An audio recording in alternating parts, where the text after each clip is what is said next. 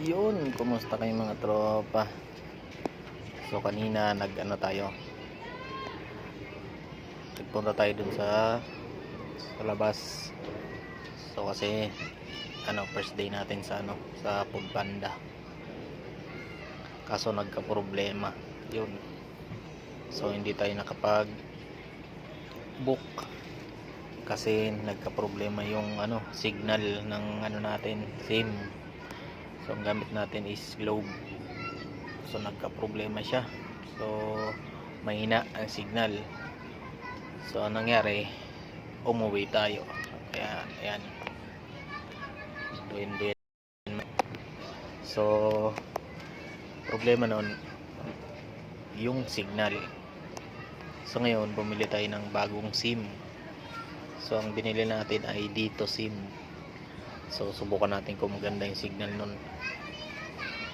So yun yung gagamitin natin na SIM card mamaya. So bale babalik na lang tayo mamaya. Doon ulit tayo sa pwesto natin kanina, yung nakita nyo sa video. Yan, so doon tayo po pwesto mamaya. Titingnan natin kung makakuha tayo ng booking na order ng customer. So siguro mga panggabi na.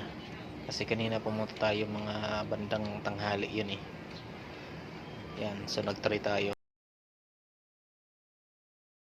kung makakakuha tayo ng order.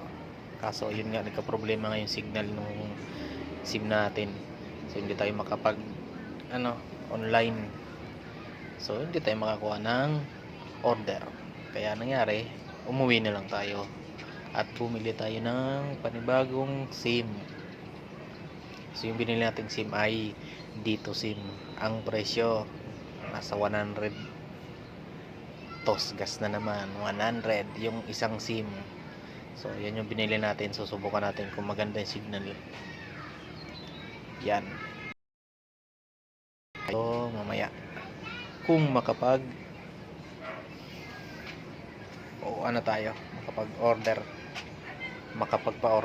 Yan, subukan natin mamaya. So yun yung kagandang kay Panda. So pwede kang bumalik sa schedule. Masusunod yung oras na gusto mo. So, halimbawa, kung gusto mo pang umaga ka, pwede pang umaga lang yung schedule mo. Kung ilang oras, tanghali, yan. So ngayon, babalik tayo mamaya mga panggabi. Try natin. Siguro mga ilang oras. Yan. Subukan natin kung pa-order tayo. Okay.